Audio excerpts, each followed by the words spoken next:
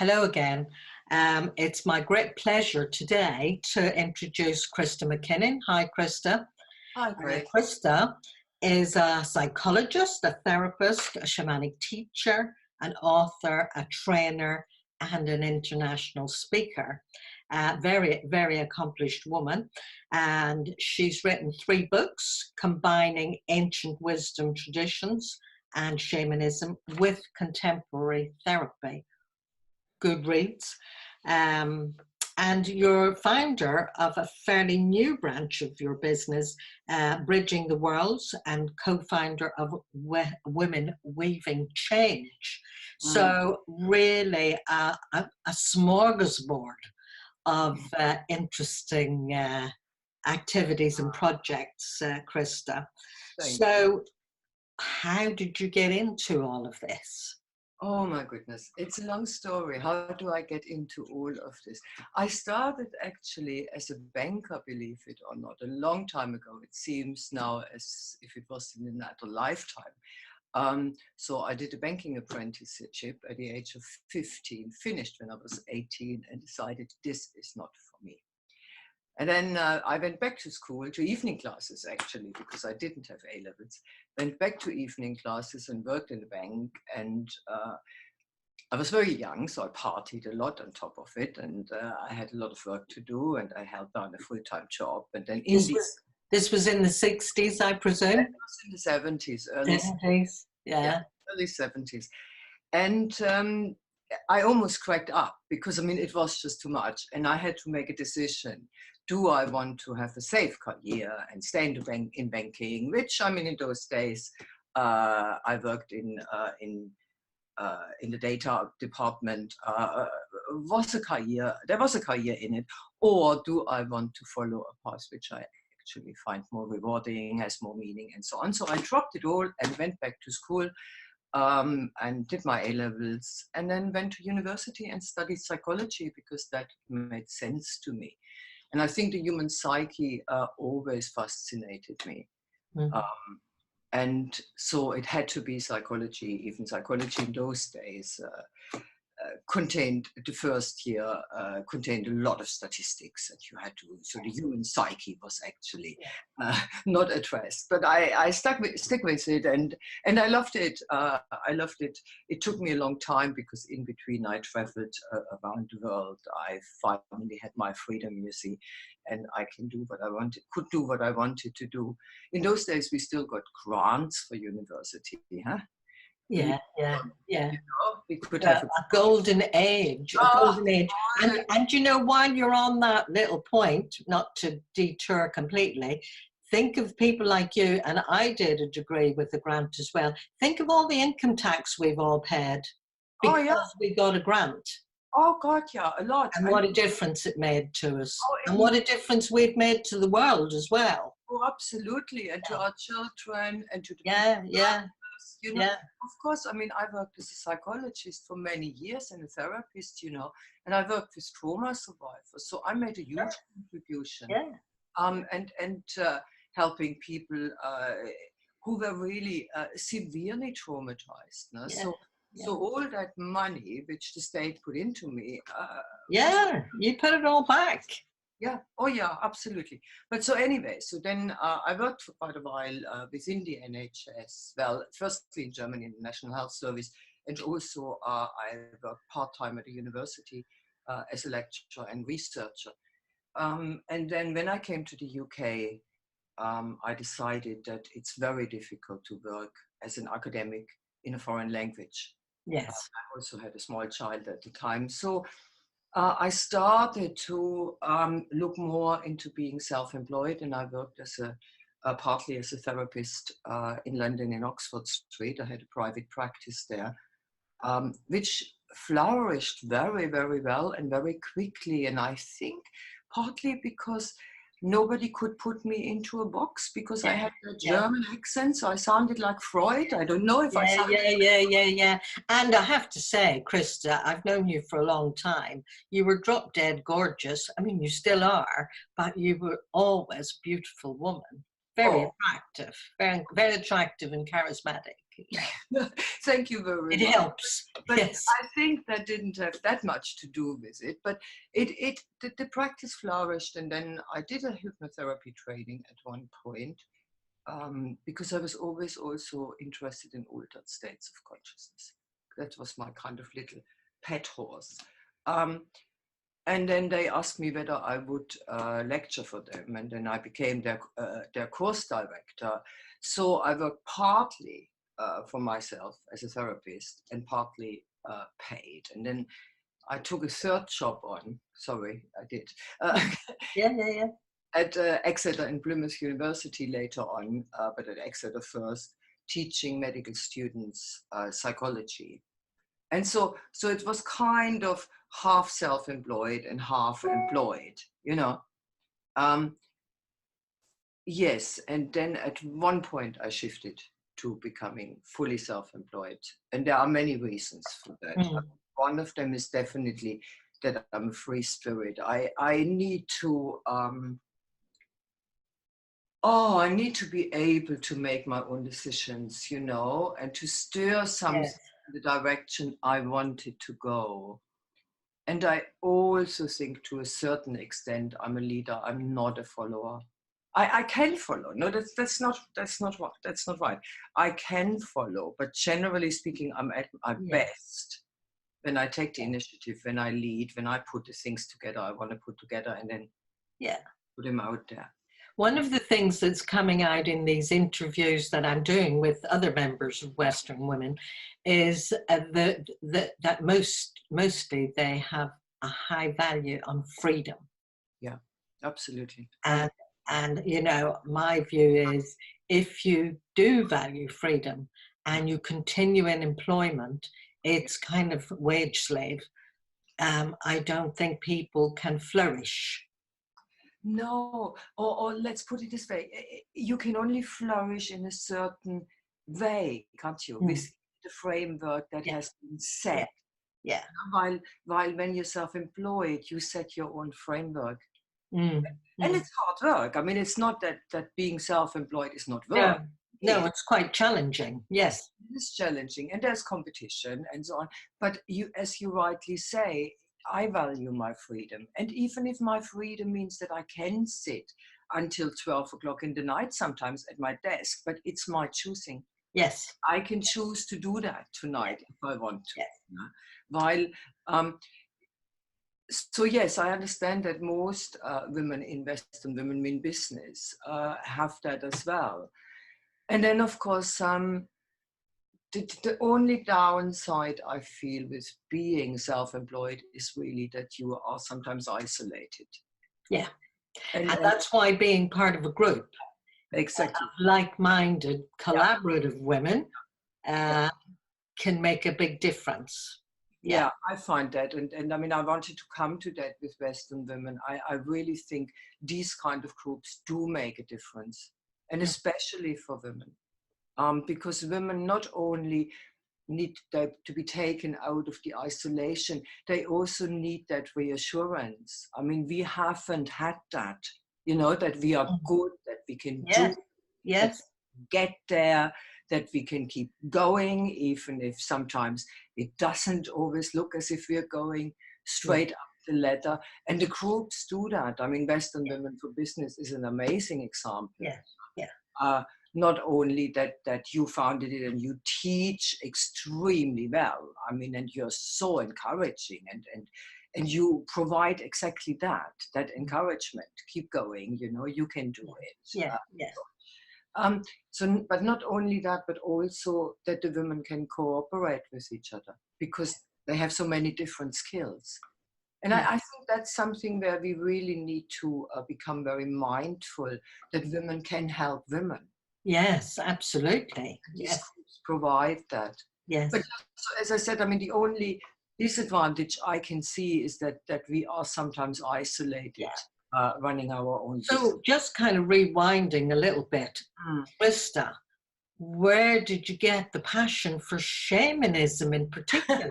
I mean, you know, there are therapists who were self-employed, who set up her private practices, but yours was quite different, and you were very much always majoring on shamanic practice. Yeah. I mean, the last 20 years, Yeah. basically, I have brought that in, and I came to kind of these ancient earth traditions quite early, and I pushed them into the therapeutic field at a time when everybody thought, oh my God, that's weird, you know. But I could do that, you know, because I had the base reputation. Yes. I had all these masters in psychology and the family therapy training and the hypnotherapy masters and all of this. So I had a professional reputation, which allowed me to Yes. bring the weird and wonderful stuff Mm. into So you it. are quite passionate about it. I am. Would you just now, can you hold up your two books? I am. Three books, but the first one, which I find it's a wonderful, wonderful read. It's Shamanism and Spirituality in Therapeutic Practice. And I remember when I read that, feeling, oh my God, she writes so well. I mean, it's so beautifully written, but actually, I think there's about 3 books in that. Lots of people say There's a lot in it, but it's really interesting. this was the star book in so far that this brought it all together, what I had done in the last 10 years in practice. Yeah. And also because it's published by Jessica Kingsley, publisher by Singing Dragon, it had to be to a certain extent, Standard. a bit academic and referenced. I think it has 202 references. And it was actually the book that pushed, or not pushed, but that brought shamanism into the field of psychology in an accepted way. And a lot came out of it for me from that book. I mean, the first training courses I ran, Shamanism for Therapists, came out of the book, no? Because then suddenly you get a reputation in a certain subject. And I do quite a bit of talks as well, all over the place. Less now, but I did after the book came out for the first 3-4.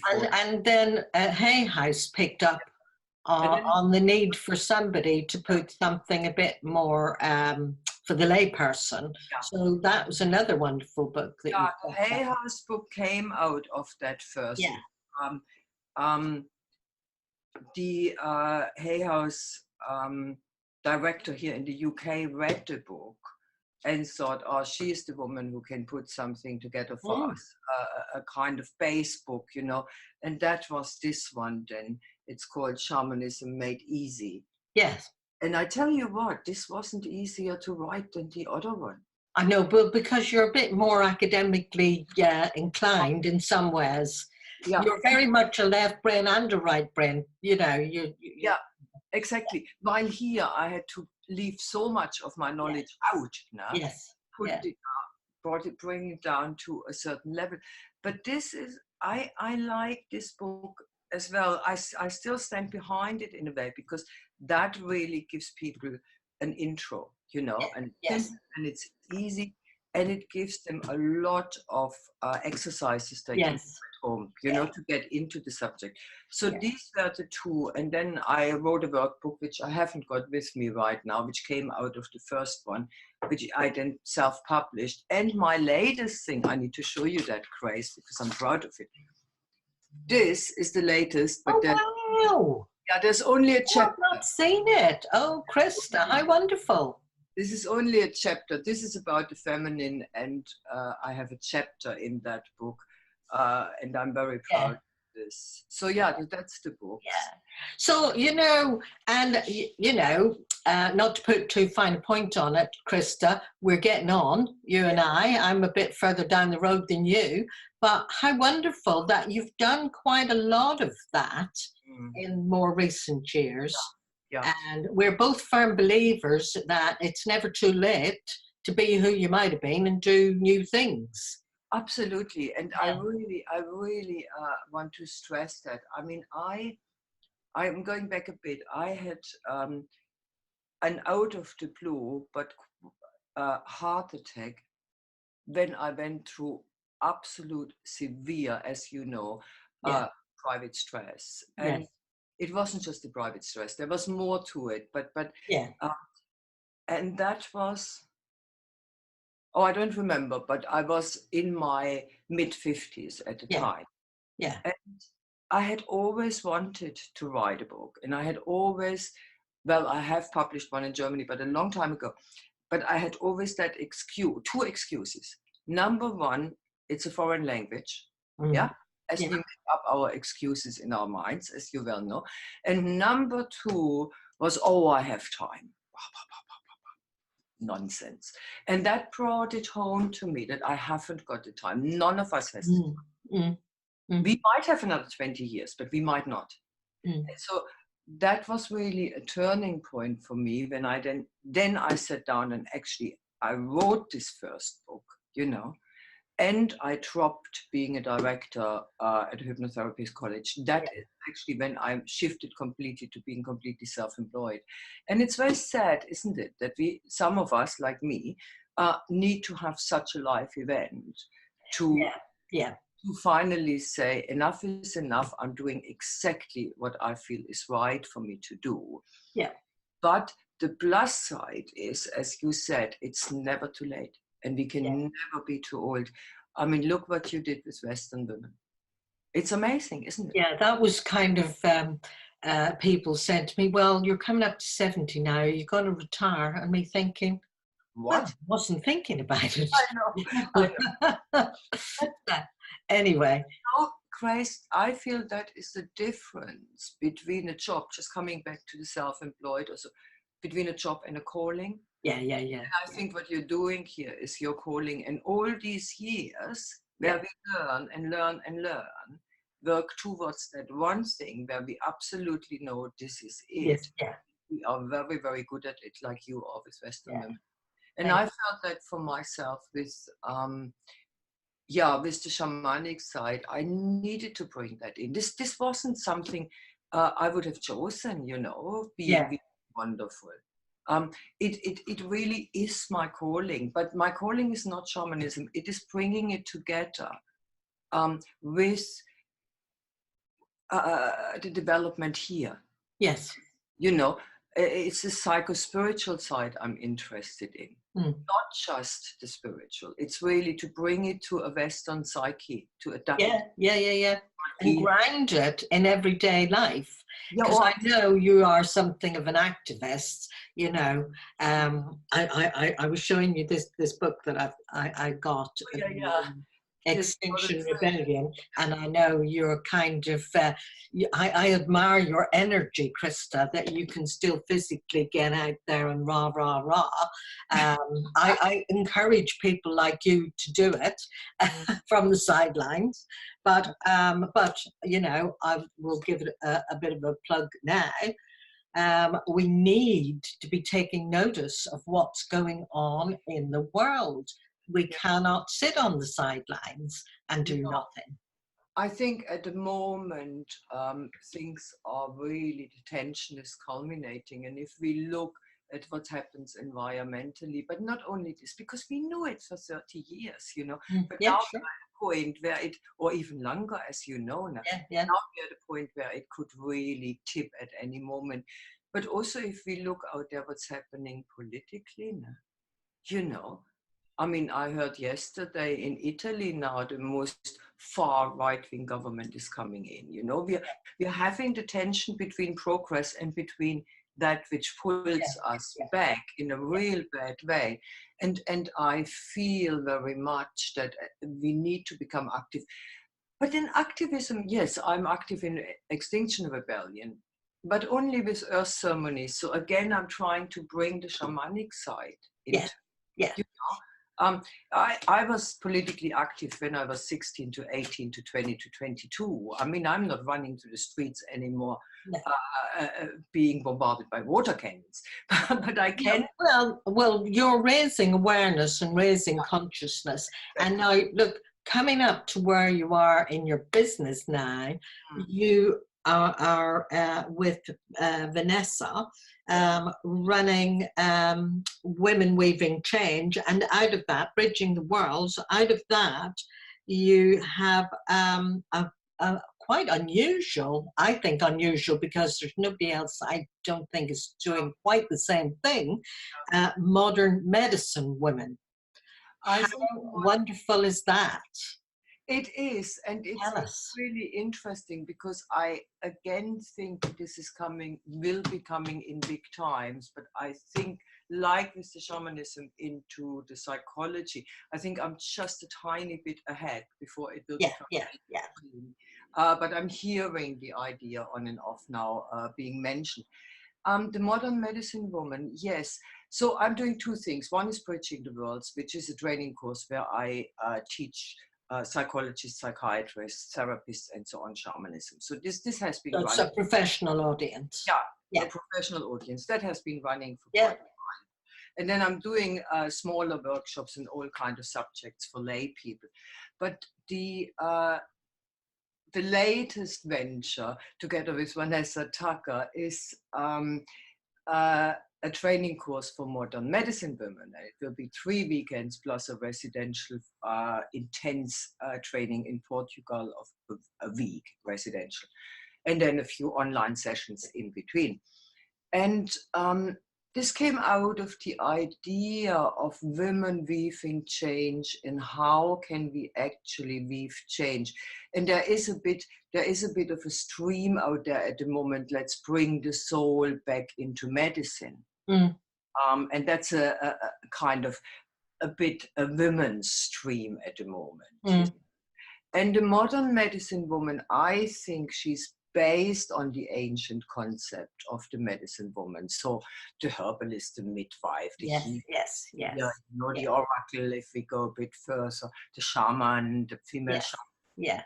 But I also see her as somebody who is a spiritual activist. So I think the modern medicine woman, funnily enough, I think you are one.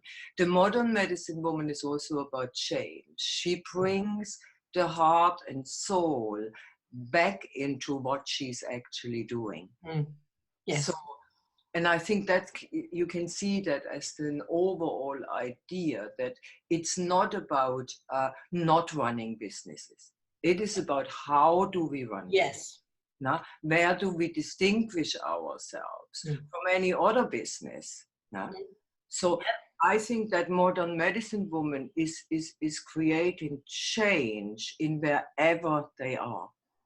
They need to be encouraged to do that and learn how to really, somebody said a few days ago to me, to develop a radical awareness of where we actually fall into the old ways. Because well, I would say, kind of slightly reframing what you said, I don't think it's about change. It is, I think the modern medicine woman is about transformation.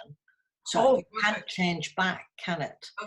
Perfect. Ordinary commoner garden change can go back, but transformation is... It is about transformation, is a much, much better word. It's a much better word. I think it's wonderful, and I think we're very privileged in the Southwest here in the UK to be having you delivering that here. It may be that you will be able to record it, get it online, do something to get it out to a wider audience. But I think we will maybe next year. When you run it once properly. And see how that might be managed. And also where the interests lie and so on. But then, like you know, I have conceptualized so many courses and workshops and so on, so I know how to do it. So we need it will then need some fine tuning later on. But I'm convinced, and actually it's almost full discourse. So I'm convinced it will run and it will be great. You know. And working with women, as you know, I mean, like Western women. It's fantastic working. I was speaking to somebody yesterday who was telling me they'd signed up for your course and how they were looking forward to it and how delighted they were. And I was thinking, great, wonderful. So it is very exciting, Christa. It is. I just came back. I just want to mention it. I just came back from a conference in London, a big international conference, and I spoke about the feminine there. And I mean, it was packed, you know, the audience was packed. people are excited about that. Yes. You know, Yeah. and especially women, they are excited because we live now in an unprecedented time of opportunity, and we don't want to lose those. We want to move those forward. Yes. Yes. Yeah. I think it's very exciting, all of it. Yes, everything. So, Christa, tell me now, I'm going to wrap up now. Where can people contact you who may be interested in finding out more about your courses and trainings? Okay, great. So all my workshops, courses, events, or speaking events, my books, and everything else. So my website. And the website is just simply Christa Mackinnon. So spell it out so that they know. www. And then Christa, that's Christa, Mackinnon, MACKINNON.com. And so the details will be under the video. But just so people know what it is and they can contact you. Christa, as always, it's always a pleasure and a joy to catch up with you. And good luck with the course. And I look forward to another interview when you've had a few under your belt, and we'll talk about how well it all went. Absolutely. Thank you ever so much. You're very welcome. The same applies here. I love talking to you. You are a great teacher, and you have been such an inspiration to me over the years. So thank you very much. Thank you, Christa. Bye for now. Bye.